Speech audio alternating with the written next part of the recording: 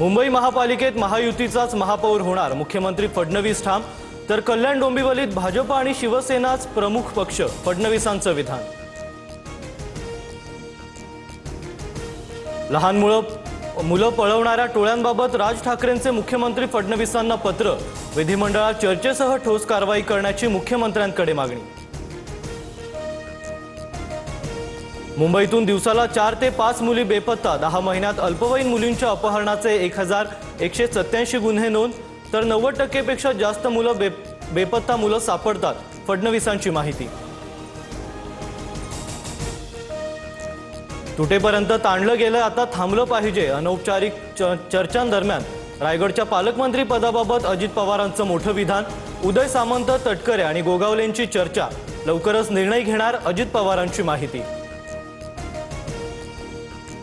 अजित पवारांकडून एक पाऊल पुढे जाताना दिसत असेल तर आमची 2 पावलं पुढे असतील, आम्हालाही वादविवाद करण्याची हौस नाही, रायगडच्या पालकमंत्री पदाबाबत भरत गोगावलेंची प्रतिक्रिया।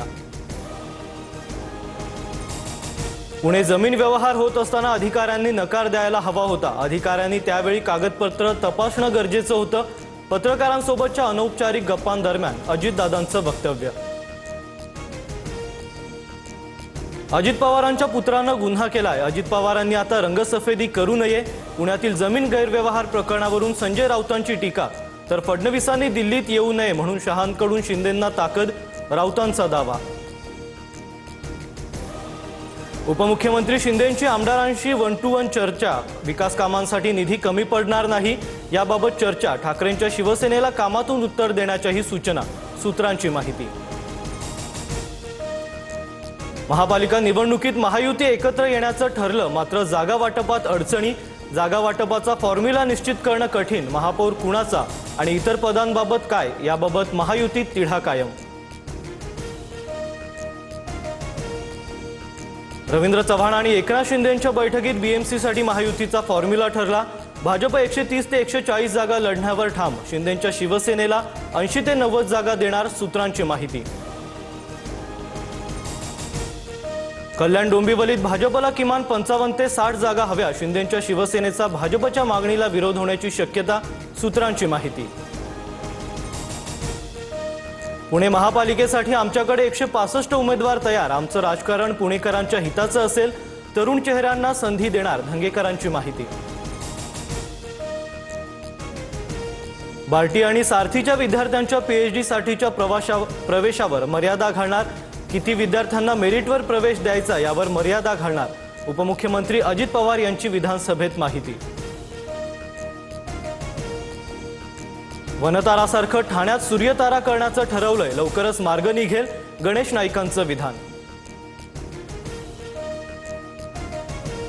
मंत्री सभागृहात येत नसतील तर त्यांच्यावर बिबटे सोडा, सुधीर मुनगंटीवारांचं विधान।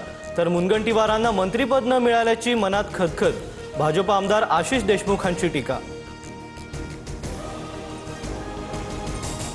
शिंदेसेना नाही शिवसेना बोलायचं, शंभूराज देसाई वरुण देसाईंवर संतापले, तर फडणवीस 4 वेळा शिंदेसेना म्हणाले, त्यांनाही एकदा सांगा, सरदेसाईंचं उत्तर।